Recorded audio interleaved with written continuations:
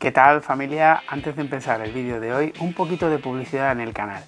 Vengo a presentaros mis 3 novelas. La primera, Llamada de Sangre, que la tenéis en la editorial Diversidad Literaria, o si queréis también la podéis tener en digital en la Casa del Libro. Por supuesto, también lo podéis hacer con una copia de ella firmada por el que os habla. En segundo lugar, tenéis Los Pasos del Fin, que también están editadas por Diversidad Literaria, y en el formato digital la tenéis en Amazon. Por supuesto, también en papel la tenéis dedicada por el que os habla. Y en última instancia tenéis Insepulto. Insepulto, que es la tercera novela publicada por Libros Indie y que la tenéis en la editorial y también la tenéis en Amazon, por supuesto, dedicada por el autor si también la queréis así. Solo tenéis que poneros en contacto conmigo a través de mis redes, que os dejaré como siempre en la descripción del libro. Por supuesto, también tenéis el relato El asesino está servido, que está también publicado en digital en Amazon. Así que nada, empezar a buscarme.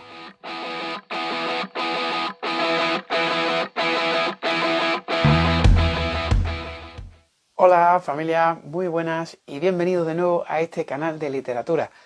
Diréis, ¿qué hace Óscar por aquí a estas horas?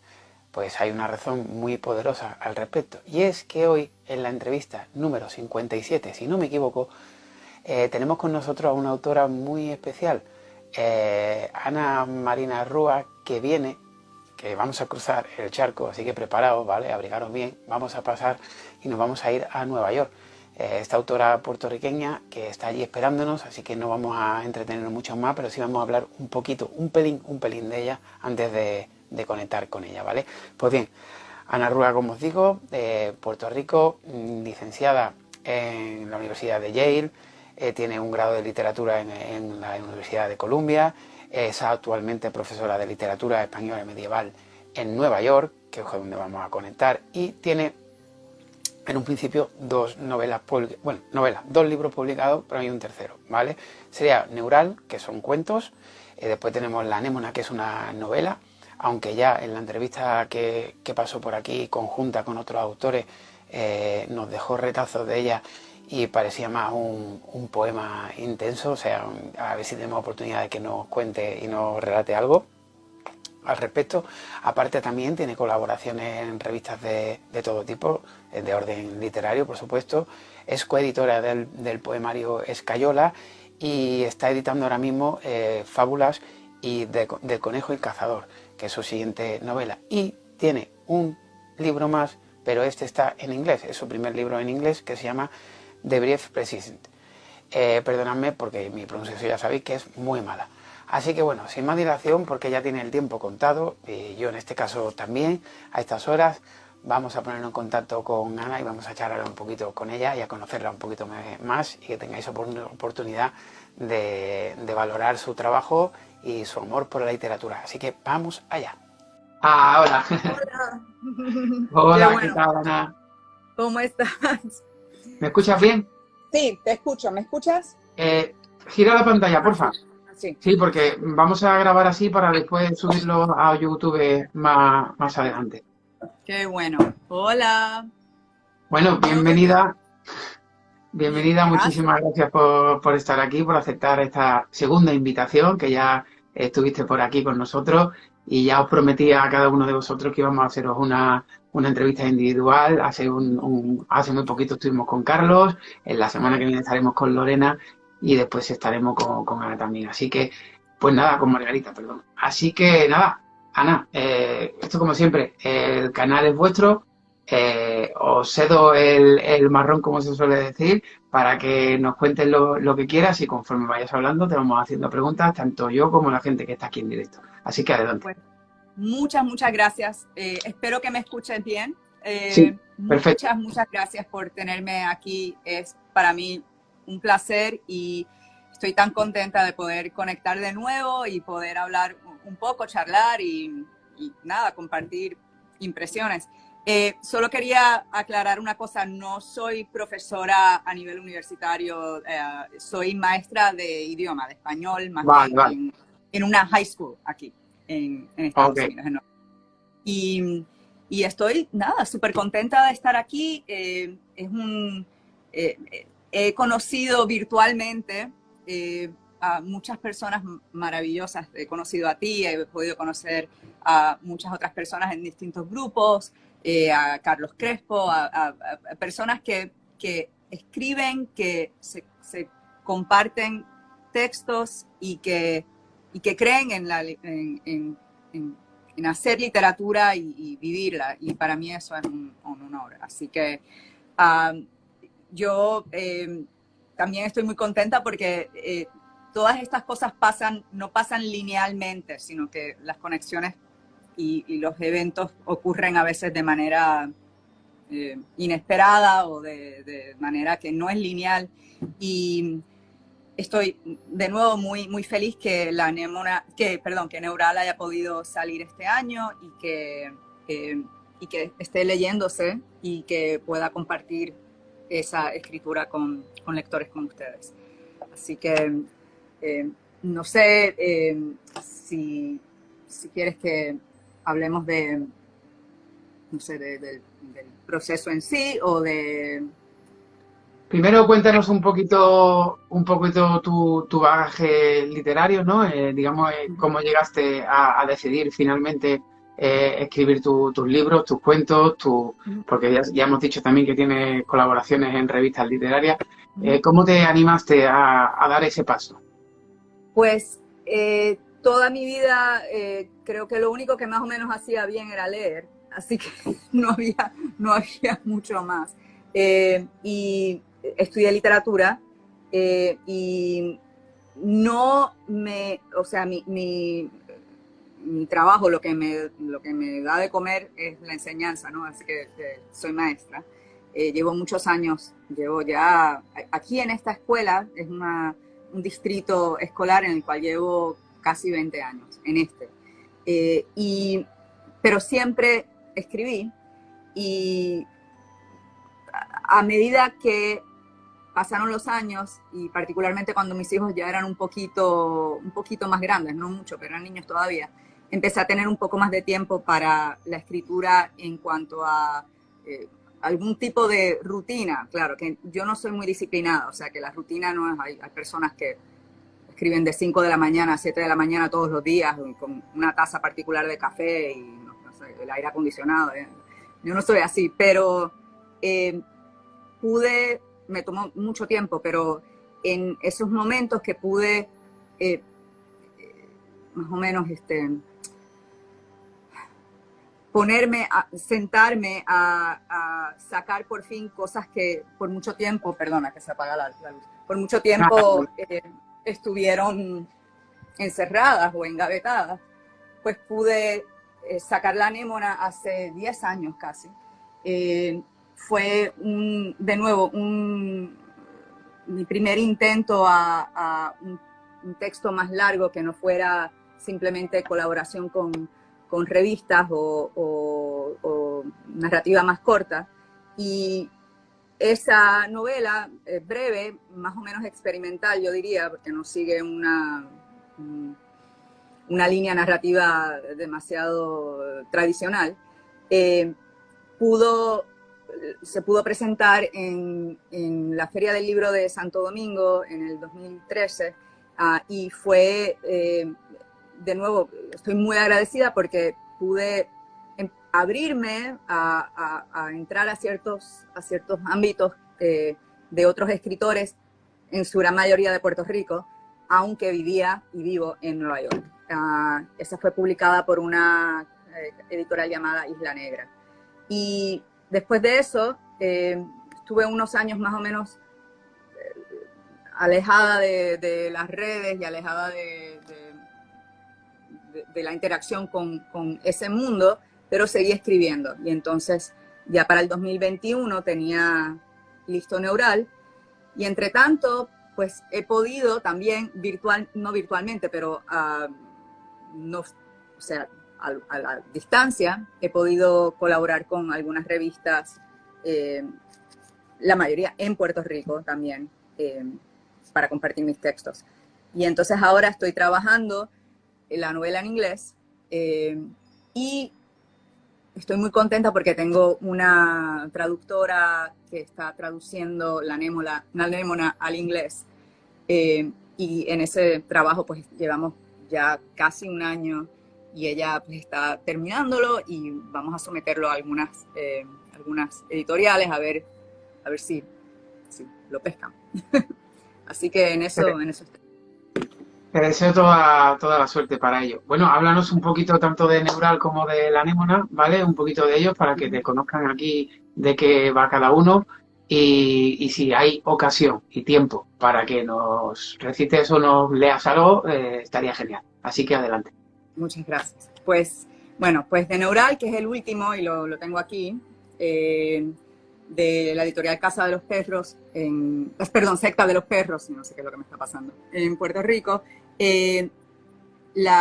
Son relatos, son cuentos. La mayoría de los cuentos yo diría que están unidos en cuanto a cierta divergencia sensorial, quizás. Así que aunque no necesariamente se tienen que leer en un orden particular, casi todos tienen que ver con algún tipo de sentido, sea de los 5 sentidos o sea de algún otro tipo de sentido o de algún tipo de sinestesia que los personajes están padeciendo. Y bueno, y hay más o menos una sorpresa al final, pero esa no la voy a decir. Así que los relatos han aparecido en algunas revistas también, algunos de ellos. Y pues sí, me gustaría quizás leer alguno de los... Por supuesto. Puedo leer algún segmento, ¿no? Cuando tú quieras. Para que haya... Ya os he dicho que es tu canal, o sea que puedes hacer lo que quieras. Bueno, voy a ver. Este es un relato cuyo sentido en realidad tiene que ver con el tacto. Yo diría que la mayoría... hay varios sentidos aquí, pero este tiene que ver con el tacto y tiene que ver con ciertos... los padecimientos no son malos o no necesariamente comunican un problema. Es simplemente la naturaleza concreta del sentir. Y es prosa, pero en realidad no está muy llevado por el asunto. O sea, yo no soy muy buena en eso de crear... no sé, acción episódica, ni nada que te ponga ahí to the edge of your seat, como los programas de Netflix y todo eso. No soy muy buena en eso. Pero este es el primer párrafo de un relato que se llama Urgares. El toque fue su alivio y su encierro. Le tomó un tiempo darse cuenta de que medraba ahí, en lo material. Y como sus únicas pérdidas eran las palpables, no podía acercarse a lo que otros quizás vivieran. Era incapaz de sentir por encima de ellas, de desear en abstracto o de sufrir conceptos. El hambre persistente, el olor imposible del ámbar, el color de la sal, todo redundaba en su piel, en la voluntad sencilla de sobar. Sus aflicciones no eran sino ausencias. Revestidas de ira y melancolía, ellas eran los agujeros que quedaban cuando ya no había forma o textura. Así imaginaba el infierno, el deseo vejado de yemas dormidas. Es que cuando ponéis a leer o a recitar, yo es que me quedo absorto, me encanta, me ha encantado. Muchísimas gracias por este regalo, porque es un regalo. Bueno, decidiste pasarte después con Némona a una novela. Entonces, sí, la Némona es novela. Ahí hay...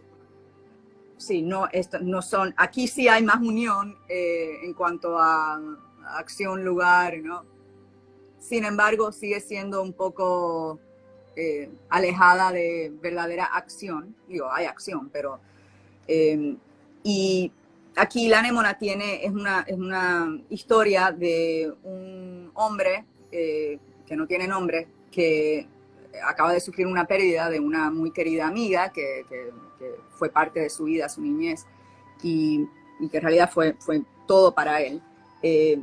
Pero este narrador, este hombre, es a mí me parece una persona, un narrador muy desagradable, una persona que en realidad no tiene mucha, sí, no es atractivo en ninguna manera, o sea, en cuanto a personalidad, y no encaja bien en su entorno. Entonces, esta idea de no poder relacionarse bien con el mundo que les rodea a una edad bastante joven, pues lleva la narración hasta el final. Y en esa narración él está tanto más o menos lamentando su falta de identificación con lo que les rodea y a la misma vez recordando su vida con ella y la vida de la familia de ella, que no era su familia, pero que él hubiese querido que lo fuera, a lo largo de varios siglos. Entonces hay referencias a esta familia que llega a Puerto Rico, a la isla, y se asienta ahí, y qué es lo que hacen o no hacen, y cómo se relaciona eso con el entorno, pues sí, de dos mundos, ¿no? De donde venía la familia y donde terminaron. Y entonces todo esto se une o se ata con un objeto, que es un libro, un incunable, que está traspasando de mano en mano. Y el narrador está tratando de contar esto en el contexto de ese libro que está traspasando. No sé si más o menos me explico. Y bueno, acá, pues, no sé, podría leer algo, podría leer el principio, que la Vale, primera sí, claro. parte, que son en realidad la primera página, y aquí va, no es muy largo. 1999. Deje que me queje. Estoy seguro de que alguien se equivocó a dejarme nacer en este punto de la historia. No encajo ni en tiempo ni en geografía. Sé cantidad de cosas, pero carezco de la voluntad para expresarlas, que es igual en esta sociedad tan exigente y estrecha, en este entorno que nos celebra a todos los mediocres con lazos y placas, pero que no perdona al que sí tiene vergüenza, a no saber nada. No voy a abrumarlo con todas las reclamaciones que he acumulado a través de los años y que no encuentran destinatario. Lo que sí quiero hacer es aclarar ciertas cosas, hacer algunas generalizaciones.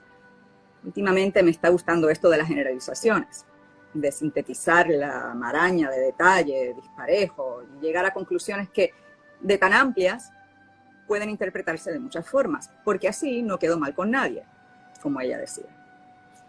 Tal vez porque quiero hacerme eco de ella. Y si hago esto sin pedir dinero a cambio, no es por motivos altruistas. No soy una persona generosa, y mi motivo es justamente lo contrario. Lo he convocado por egoísmo, porque quiero mantenerlo vivo, porque quiero mantenerla viva a cualquier costo. Y no soy lo suficientemente creativo como para inventarme otra manera de hacerlo.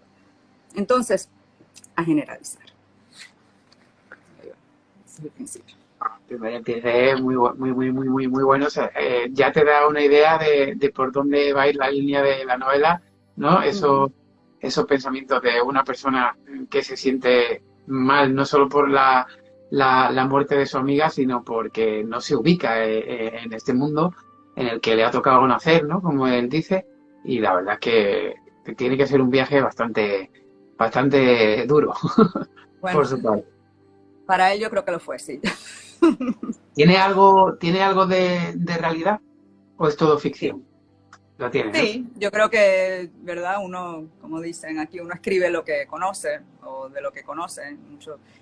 Pero no es una roman à clé, o sea, no hay, no hay correspondencia directa, pero sí hay elementos que definitivamente son, particularmente los elementos de familia. Y yo creo que ahí también, con el tiempo o yo no sé si la palabra sería madurez, pero uno, creo que la escritura en la que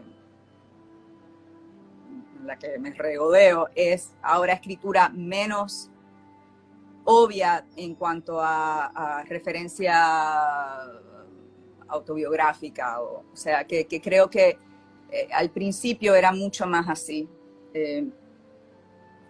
que se podía identificar ciertas cosas que sí eran reales. Aunque esa no era mi intención, pero yo creo que sí se podía. Y ahora creo que estoy más cómoda con el hecho de que es imposible escapar que uno obviamente inyecte lo que uno ha vivido en lo que uno escribe, porque no hay de otra. Pero que uno no está atado a eso tampoco. O sea, que hay un cambio. Yo creo que hay un cambio en cuanto a eso. No, normalmente se suele decir suelen decir aquellos que no escriben, que para un escritor, en cierto modo, todo más o menos lo que escribe le sirve no solo de aprendizaje, sino de catarsis, ¿no? Hay muchas veces que te ayuda a mejorar baches en tu vida, desahogarte en esos textos y tal. Eh, por lo que intuyo, ¿vale? Si me equivoco, me corrige. Por lo que intuyo, según tu forma de escribir, noto que en ciertas ocasiones sí te ha servido, ¿no? Como de catarsis, escribir y plasmar tanto en cuentos como en tus relatos o en esta novela, sentimientos propios o externos que ves a tu alrededor, ¿no? Supongo que la catarsis ha sido muy favorable.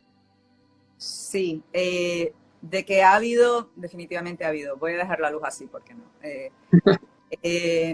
Yo, bueno, Neural se escribió en periodos que fueron muy difíciles. Independientemente de lo que el texto saca, pues hay muchísimo dolor metido detrás de ciertas cosas ahí en cuanto al escenario de escritura, ¿no? Pero es gracioso porque yo no creo que el proceso de escritura verdaderamente saque o sea catártico, tanto como simplemente es un espejo de los recovecos casi neurológicos que uno está pasando en ese periodo de la vida. O sea que es un reflejo, es un espejo. Por ejemplo, me parece también interesante el hecho de que muchas personas escriben también con disciplina una suerte de, no sé, de diario, ¿no? Hay gente que tiene, que su escritura en cierto modo es casi como si fuese un diario, y ese diario les provee disciplina, pero también les provee una salida o una catarsis, como tú dices. Yo no estoy segura si eso es lo que ocurre aquí, tendría que pensarlo más, pero definitivamente son las letras son un reflejo del proceso mental que está ocurriendo dentro del que lo plasma. Pero también me parece fascinante que una vez que esas letras ya han salido, pues bueno, no es mío ya, ¿verdad? O sea, no es una cosa, el texto es una cosa que está ahí por su cuenta y esto suena muy, ¿verdad?, retro de los 90, pero sí, yo creo que en el texto está todo, o sea, que el lector se involucra en el texto, se relaciona con el texto y ahí el lector saca una cosa completamente distinta de lo que pudo haberse intencionado anteriormente. Sí, totalmente de acuerdo, porque es verdad que, como se suele decir muchas veces, hay veces coges un libro que tenías mucho tiempo esperando a leer y a lo mejor no conectas con él porque en ese momento no es el momento de ese libro. Lo que te transmite a ti no es lo que quiso a lo mejor transmitir el escritor, y como dices tú, una vez que sale de ti ya es del mundo y ya cada uno se apropia de ciertas connotaciones o partes de ese texto, dependiendo de su estado anímico, sobre todo, ¿no? Que es bastante importante. Dentro de todo este proceso de escritura por tu parte, ¿cuál dirías tú que es la parte que más disfrutas y la que más sufres? La que más disfruto es justamente la que más sufro, que es esa obsesión a nivel de oración, ¿no? No es solo de encontrar la palabra justa, que era, ¿verdad?, lo que decía Flaubert, y de encontrar sino la estructura precisa de oración en oración. O sea que me da un placer enorme, casi exagerado, el poder estar simplemente concentrada en 3 oraciones que estoy mirando y que estoy tratando de ver cómo fluye. O sea que la cosa formal es lo que me da más placer, y una vez que ya creo que está, entonces es como si fuese, bueno, es un high, ¿verdad? Que uno le da. Pero también creo que cuando hay ciertos momentos en que lo que estoy escribiendo simplemente no funciona, o sea, no es completamente, está muerto, o sea, no, es como que uno seguir dándole a la misma cosa, y entonces simplemente hay que soltarlo, y eso sí me frustra muchísimo y me hace cuestionar todo lo que hago, todo lo que soy. Así que yo diría que, pero siempre es la dificultad o el reto de ver cómo las palabras y las oraciones, las cláusulas están juntas, cómo funcionan. Eso es lo que me da más placer, y también me hace sufrir, me da más. Bueno, como nos has dicho antes, tus hijos ya son un poquito más mayores, un poquito más independientes, te dan un poquito más de tiempo para este tipo de cosas. A pesar de tu trabajo, ¿no? Y tu familia y tu vida personal, ¿te obligas a escribir o simplemente dejas que llegue el momento justo para que fluya, o te obligas en cierto modo? Es muy cíclico, porque al ser maestra pues tengo la fortuna de que los veranos tengo más tiempo para escribir. Así que en cuanto al calendario escolar, la mayoría de la escritura activa, o sea, y más energética quizás, ocurre en el verano. Pero hay mucho, y esto suena a mentira, he oído de otra gente que lo dice, y yo creo que de afuera suena como que, pero es verdad para mí. Hay mucha escritura que está hirviendo dentro mientras estoy caminando o estoy cocinando y que está ahí, que sí está ocurriendo. Lo que pasa es que no está en el papel todavía. Entonces, eso es un ritmo. Dentro del año hay un ritmo que ocurre de semana en semana, en que una vez que ya ha hervido suficiente, entonces bueno, no es que me obligue, es que tengo que hacerlo, suelto todo y me siento a escribir. Pero viene en explosiones, o sea que no es, de nuevo, no tengo la disciplina que tantos otros tienen, que es admirable, y a la misma vez tampoco me siento como que ahí a comer bombones, a que me venga la inspiración de la nada, porque eso tampoco funciona. Así que son explosiones un poquito erráticas, pero que muchas de ellas ocurren aquí antes y entonces se plasman en el papel. Eso. Bueno, nos has dicho que te costaría, digamos, seguir una trama al estilo como muy característico que has dicho lo de Netflix, ¿no? Lo que es una historia o más, digamos, más a la acción, ¿no? Uh-huh. ¿Crees que ese sería tu piedra en el zapato a la hora de hacer algo diferente? ¿Te sientes cómoda Sí. en donde estás y crees que no cambiarías? No, no. No me siento cómoda nunca, así que yo vivo en un constante estado de incomodidad, así que eso lo acepto. Pero yo creo que relacionado con la falta de asunto, de acción, está una de las cosas que sé que no hago bien y que me gustaría hacer mejor, y que lo estoy trabajando en la novela en inglés, es el mero diálogo. No... encuentro sumamente difícil escribir un diálogo que sea genuino, y que empuje la acción, que no sea gratuito, que empuje la acción del texto. Eso sí que lo encuentro muy difícil, y sí sería mi piedrita en el zapato. Así que eso, también en cuanto a metas escriturales, pues sería algo muy... Y lo otro también que que admiro muchísimo en otros escritores es el poder soltar, el poder escribir de una manera en la cual me olvide de la parte editorial. O sea, que yo pueda escribir y que pueda editar después. Porque creo que el constante editor detrás de uno puede ponerle a uno unas trabas que no son beneficiosas, no son buenas para el Mira, texto. quiero destacar aquí un comentario que hacen, que dice que la escritura de Ana María Rúa es extraordinaria. Es una escritora global. Ana María Rúa definitivamente es una de las escritoras que está produciendo más interés en nuestro país. Así que ahí tiene flores. Ay, pero qué maravilla. Muchas gracias.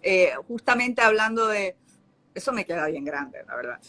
Pero justamente hablando de escritores de mi país, o sea, ahí hay, de nuevo, he tenido la fortuna de conocer a tantas personas cuya escritura no solamente son personas maravillosas, sino que lo que hacen es una cosa maravillosa. Entre ellas está Glenda Liz Marrero, que es alguien que también conoce a algunas personas en este grupo. Tenemos muchísimos otros narradores. Margarita Pintado, que la tuviste en Sí, la entrevista el otro día, que está en California ahora, y que que escribe estará por como aquí. poeta. Y tantas otras personas que hay tanta buena literatura en todos nuestros países, pero que uno a veces no se da cuenta y uno piensa que como vivimos en una época ahora en que todo se mueve rápido y todo está en las redes y todo el mundo escribe y todo el mundo está sacando algo, eso no quita el hecho de que hay una verdadera cantera de narradores y de poetas maravillosos y de cronistas también, tanto aquí como allá, ¿no? en distintas partes. Así que sí, yo los exhorto a todos a que exploren los escritores que salen de Puerto Rico. Normalmente como somos una isla chiquita, no nos damos a conocer mucho, pero hay una verdadera conversación en la neblina, por ejemplo, de Glenda Liz Marrero, es una cosa. Así que hay mucho. Estará por aquí, que lo sepas. Está por ahí, es que estoy mirando No, aquí. digo que estará en el canal, Sí, en una entrevista, estará, no sé muy bien. exactamente por qué fecha cae, porque tengo cerrado hasta junio, y ahora mañana ya por fin me reincorporo a trabajar, así que con horarios y tal tendremos que ver cómo lo hacemos con el resto de entrevistados, pero no quiero faltar a la cita de ninguno, ya que me he comprometido con ellos. Y sí, ella es una que, de hecho, fue Carlos el que me hizo el contacto con ella para que la entrevistara, y sí, estará con nosotros aquí y será por supuesto un placer conocerla y saber de su trabajo. Había dicho antes de que se me olvide, que lo del tema de que lo que más te cuesta es lo de los diálogos. Me resulta curioso porque hace poco, no sé si la semana pasada u otra, lancé una pregunta en Facebook de este estilo, de decir, ¿qué es para ti un diálogo creíble, ¿no? Porque te das cuenta que cuando lees reseñas sobre otros libros, esa es una de las típicas frases que se ponen en una reseña, ¿no? Los diálogos no son creíbles, la trama es muy blanda, el final era muy verosímil, muy fácil. Entonces, hacía ese tipo de preguntas con respecto a los diálogos. Eh, Diálogos creíbles, sí, ya sé que a lo mejor no puede crear un diálogo entre una persona que tiene pocos estudios con un diálogo demasiado rimbombante, ¿no? Eso es evidente, ¿no? Pero, a ver, cada uno somos buenos en una cosa y solemos explotar esa parte de nosotros. Y en el caso tuyo, de tu narración y sobre todo de los sentimientos de una persona, que ya nos pasó en el directo anterior, que nos recitaste algo que en verdad no era, era un texto, no era un poema, pero nos quedamos todos absortos de que parecía un poema, de lo bonito y lo bien que estaba escrito. Entonces, es digno de admirar tanto una cosa como la otra, y en tu caso, por mi parte, ya te digo, cada vez que recitas o lees algo, es una delicia, por eso estás de nuevo aquí, porque da gusto leerte y escucharte. Y bueno, me gustaría que nos contaras. Nos has dicho que tienes ese libro en inglés. Yo no tengo ni papá de inglés, lo digo así. ¿Hay algo más que tengas por ahí? Porque habíamos dicho algo sobre el conejo y el cazador, la Sí, fábula. sí, así que hay dos o tres cositas cocinándose. Está lo de The Brief Persistent, que llevo de nuevo 1000 años en esto, porque de nuevo yo no soy una persona, o sea, yo me tomo mi tiempo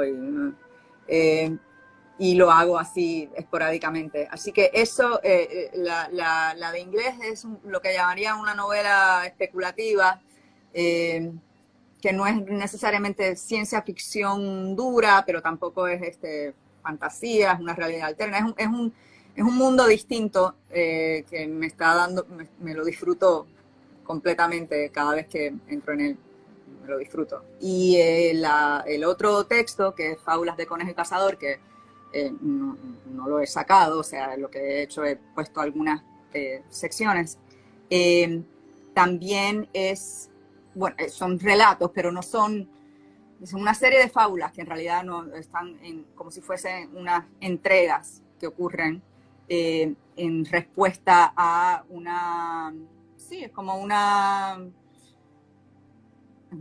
fábula grande entre dos figuras, encuentros entre dos figuras que en realidad no son ni humanas ni animal, pero que sí tienen una relación y hay ciertas imágenes que siguen surgiendo a lo largo.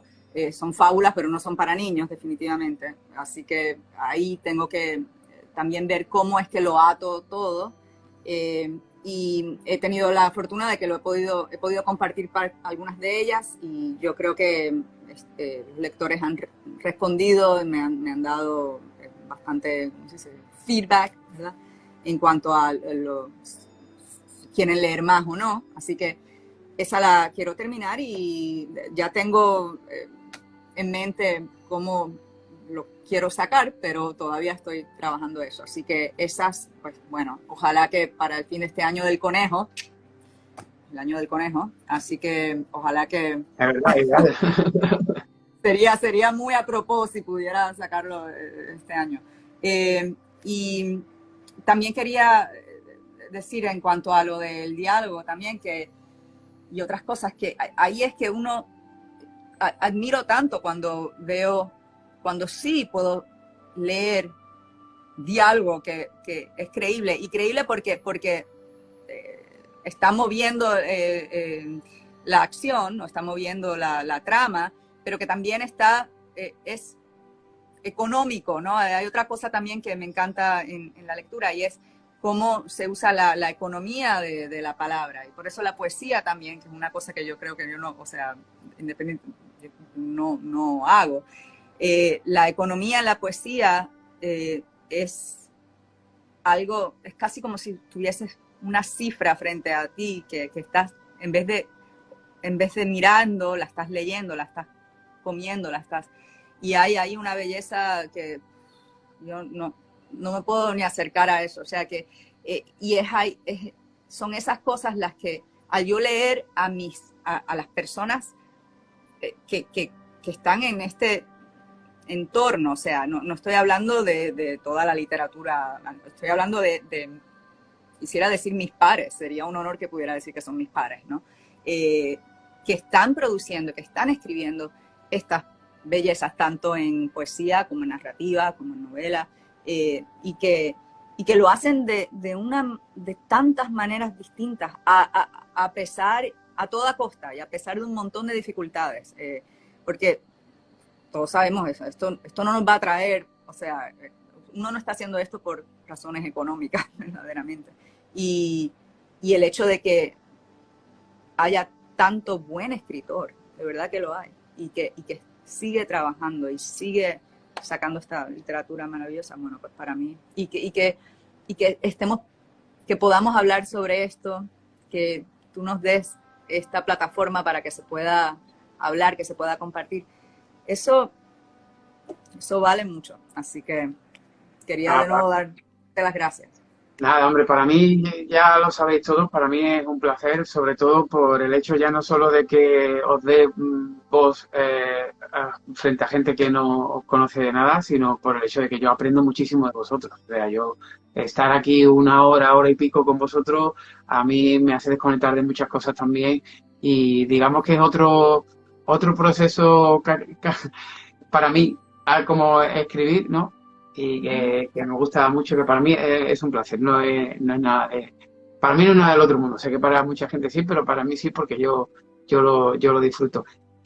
Bueno, ahora quería hacerte, hemos hablado un poquito, ¿no? De que, como has dicho tú hace un momento, que ya casi todo el mundo escribe, ¿no? Por decirlo a ver, que no es así, ¿no? Pero que sí que es verdad que hay una cantidad de unos años para acá, no sé exactamente cuánto, pero se abrió el mercado de una manera descomunal y sobre todo por el tema de las coediciones. Quería hablar un poquito contigo de este tema, entre comillas, polémico, saber tu opinión eh, con respecto a eso, porque sí, como tú has dicho, hay gente desconocida que tiene un talento abismal y que cuando le lees te da muchísima rabia que gente como esa no sea precisamente la que esté triunfando, ¿no? Y que sean gente, por ejemplo, que a lo mejor en cierto modo se le da muy bien el tema audiovisual y ese audiovisual hoy en día es lo más vistoso, es lo que más se ve, lo que más se vende y lo que hace que también, por desgracia, se vendan más libros. Entonces, me gustaría saber tu opinión al respecto, si crees que debería ser un mercado más cerrado o igual o abierto tal y como está ahora o con ciertas connotaciones mínimas para que la gente disfrute de buena literatura, porque a ver, yo te lo voy a decir, yo llevo muchos años conociendo a autores desconocidos y he dado con gente muy buena y con gente no tan buena. Entonces, quería saber tu opinión al respecto.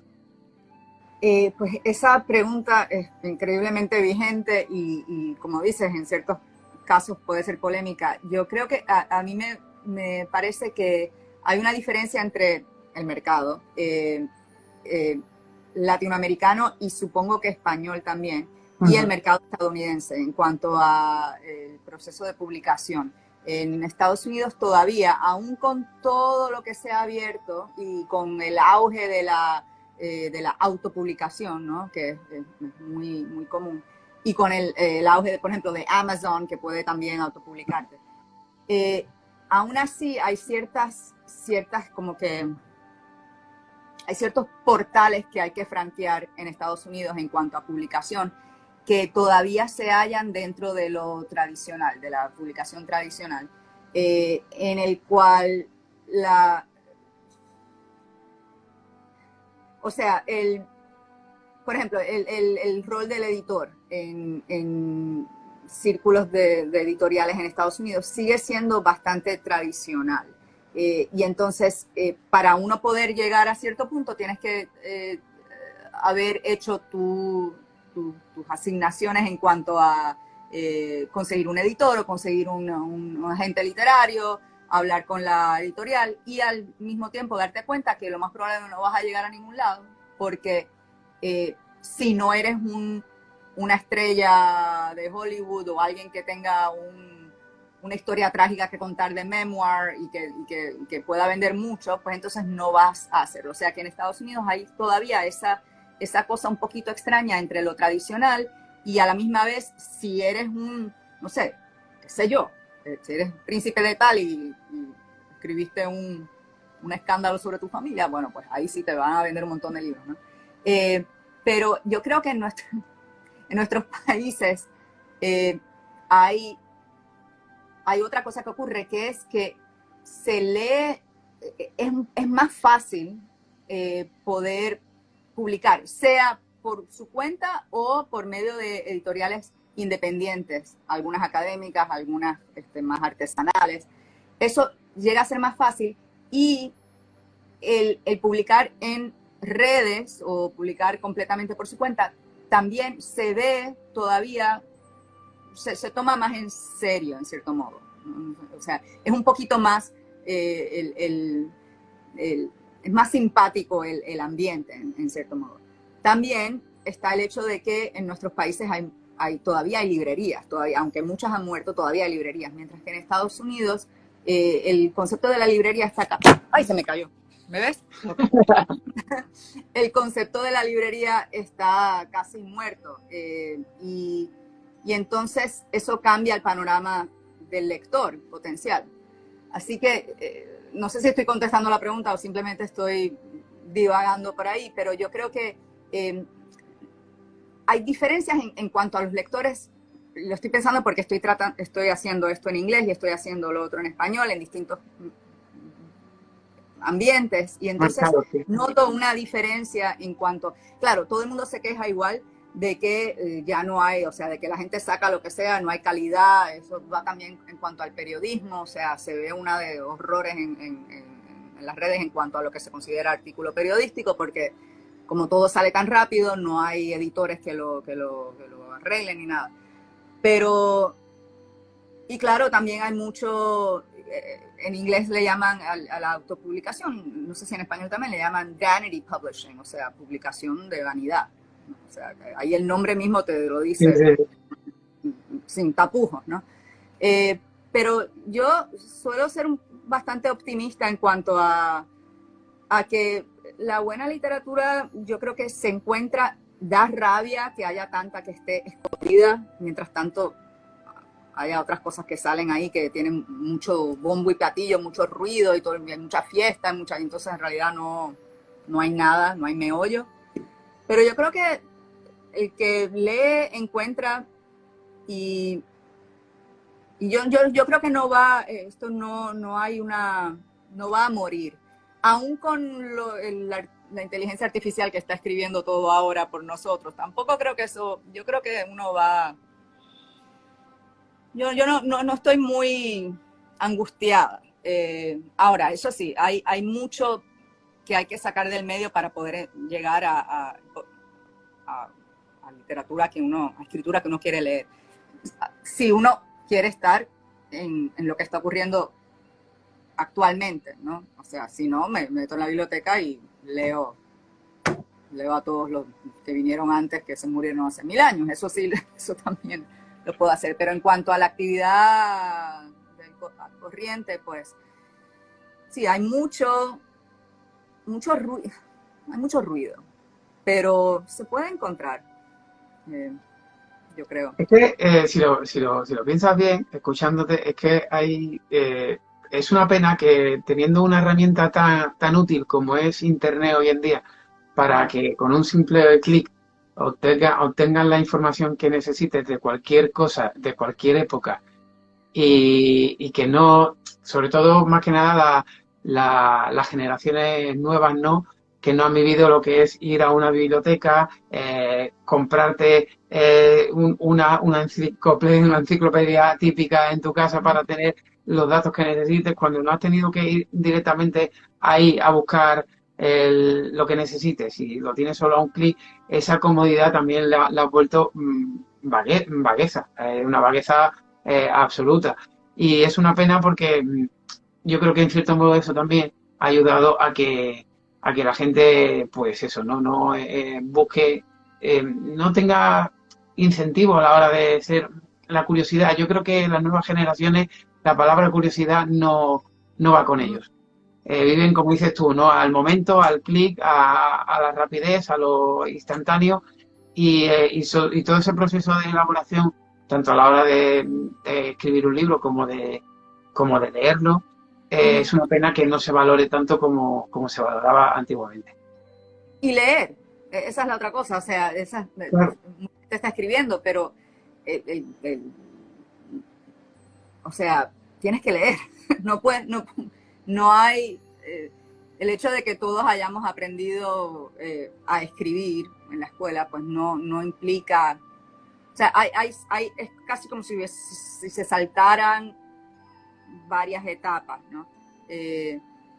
No puedes, si lo que estás pretendiendo hacer es escribir, y no solamente escribir informes, sino escribir, aunque también escribir informes, ¿no? Escribir en cualquier contexto, tienes que poder haber leído algo, más allá de lo que se te asignara cuando eras un colegial, o sea, y entonces eso también es parte de quizás el secreto que nadie quiere admitir, que es que pues no leemos, ¿no? O sea, no estamos leyendo, entonces, pero sí estamos escribiendo, todos, y claro, todos tenemos algo que decir, pero también hay mucho, yo creo que en cuanto a la tecnología, el hecho de que tenemos la oportunidad de expresar nuestras opiniones sobre todo lo que nos pasa y de poner qué fue lo que desayunamos esta mañana y de dar nuestra opinión sobre no sé, el que nos chocó el automóvil esta mañana, porque, o sea, todo es tan inmediato que a veces eso se confunde, eso se confunde con lo que muy controversialmente podríamos llamar literatura, porque eso es otra cosa también. ¿Qué es literatura? Ahí hay... ¿Qué es eso? Es absolutamente inconcebible, te lo digo porque he conocido casos, ¿vale? De gente que no es que haya escrito un libro, es que han hecho trilogías sin haber apenas leído más libros de los que tengo, de dedos que tengo yo en la mano. ¿Me entiendes? O incluso menos. O gente que se ha lanzado directamente a escribir un libro sin haber leído jamás. O sea, es inconcebible, ¿no? Es algo que vuela no... la mente. Sí. Sí. Es como, claro, no es lo mismo el coger... supongo que habrá gente así por el hecho también de lo que hemos hablado hace un momento, ¿no? De las facilidades que nos da Internet. Entonces es muy fácil, como dices tú, ponerte delante del móvil, escribir lo que piensas en un post de Facebook, por ejemplo, y ya creer que puedes, o copiar una frase filosófica típica y colgarla y hacer la tuya con una foto tuya de fondo de un atardecer y ya creer que es que es verdad, es que es así, ¿no? Y da pena que a lo mejor esa persona puede que tenga esos sentimientos dentro y no sepa expresarlo. Muy, muy loable ese hecho de que no pueda, de que no tenga esa capacidad para hacerlo, ¿no? Pero es que ya, cuando tú le dices a alguien hoy en día, no sé, en tu caso no, porque tú digamos que vives en un mundo más allegado a lo que es en este caso no la enseñanza de la literatura, pero yo, por ejemplo, que soy carpintero de madera, cuando tú a un profesional de tu rama le dices que has escrito libros, lo primero que dice, ¿tú has escrito libros? Digo, a ver, leo. ¿Tú lees? No, yo no leo. Digo, pues puedo tener esa capacidad para hacerlo, ¿no? O por lo menos intentarlo, que no a todos se nos da bien. Pero sí que es verdad que es una pena, ya te digo, a un clic tienes la capacidad de elaborar y disfrutar de un mundo inmenso de posibilidades y aprender de todo. Y no, la gente se dedica a lo más rápido, a la cocina rápida, a la comida rápida, todo rápido. Y es una pena. Mira, por ejemplo, un paralelismo con mi profesión. Ya prácticamente no existen ebanistas, ya todos son carpinteros del momento. Yo nací con eso desde pequeño y la elaboración de entonces no es la de ahora. Ahora es todo al momento, todo IKEA, todo de ese estilo, ¿no? Todo rápido. Y es una pena.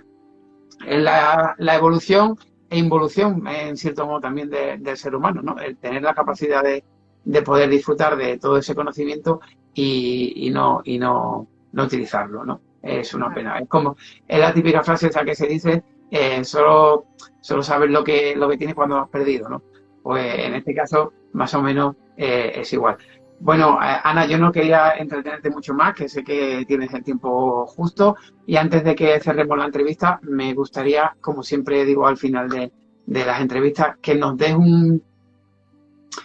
una pequeña pincelada pues, de quiénes son para ti autores o autoras referencia hoy en día o a lo largo de tu vida. Y, por supuesto, también un libro que consideras que todos deberíamos de leer. Ok. Bueno, en cuanto a autores que, de nuevo, que conozco, que están activos ahora, de nuevo, hay tantos en Puerto Rico que me encantan y que, o sea, cuya obra me fascina leer.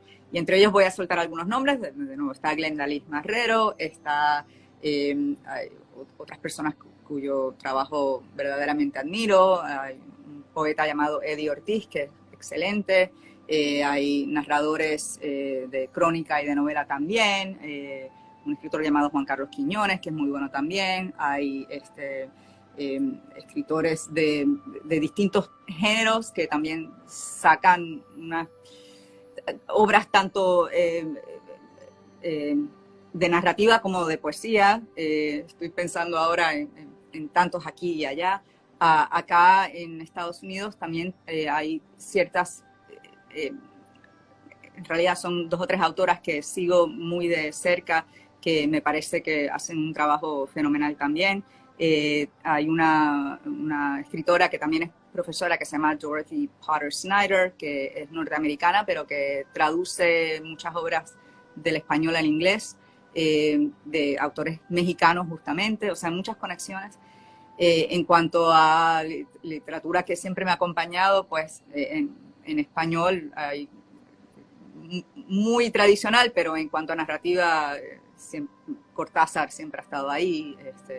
En cuanto a narrativa que leí en inglés, está Nabokov, que es también una cosa a la cual regreso muy frecuentemente, a veces simplemente para tomar un momento del día y regresar a él. Y en cuanto a algún libro que... Yo sé que se me están quedando un montón, ¿sabes? ¿Verdad? Yo sé que después voy a decir, ay, ¿por qué no mencioné esto y lo otro? Así que, pero en cuanto a algún libro al cual regrese mucho, bueno, me gusta varios, pero Ada o Ardor, que una de las novelas de Nabokov, para mí es una cosa de belleza. Y hay una novela de ciencia ficción que se llama Revelation Space. Yo sé que esto suena también un poco extraño, pero la tengo muy en mente últimamente porque me parece una novela, un escritor llamado Alistair Reynolds, una novela en cuya forma hay mucha belleza, además del contenido que tiene. Y claro, clásicos también, todo desde el Quijote hasta... no sé, ciertos autores que tienen una influencia y simplemente una belleza increíblemente, no sé, Italo Calvino, me fascina la maravilla de poder decir tanto en tan poco espacio. No sé, son muchos. Nada, hombre. No te quiero poner ningún compromiso, simplemente era eso, ¿no? Que nos dejara un detallito antes de finalizar. Pues nada, antes de que te despidas, quiero dar las gracias por aquí a todas las personas que han pasado a lo largo de este directo. Por supuesto, también a todas las personas que lo vean en diferido, que ya sabéis que esto irá resubido a YouTube seguramente ya mañana. Dime. Una más, que está muy activa, lleva tiempo activa y que es una escritora admiradísima en Puerto Rico, Marta Ponte Alsina, que acaba de sacar varios libros recientemente. El último se llama Los botánicos alemanes. Y lo recomiendo sumamente, altamente. Vale, queda apuntado. Pues como decía, este vídeo irá resubido a YouTube para todas aquellas personas que no hayan podido verlo en directo. Y como siempre os digo, ya que estáis por allí y si os ha gustado, pues, y tanto también el contenido del canal, pues un like y una suscripción para que el canal vaya siguiendo y subiendo poquito a poco para seguir, sobre todo, ayudando a autores como Ana. Y nada, poco más. Por mi parte, por supuesto, Ana, muchísimas gracias por estar de nuevo con nosotros. Ya esta es tu casa, ya lo sabes, para cuando haya otra ocasión en la que podamos conectar. A ver si en otra ocasión también podemos hacer otro evento de esos como el que hicimos esa última vez, que estuvo muy bien. Contando ya con que solo pueden entrar 4, que no como lo pasó, que el pobre Carlos se quedó fuera. Pero bueno, lo dicho, Ana, que muchísimas gracias por estar con nosotros aquí y nada, despídete. Muchas gracias.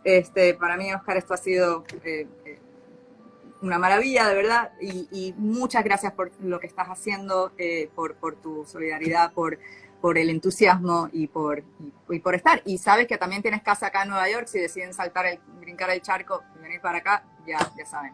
¿Okay? Así que... Muy bien, Ana, muchísimas gracias. Hasta siempre. Hasta luego a todos. Gracias.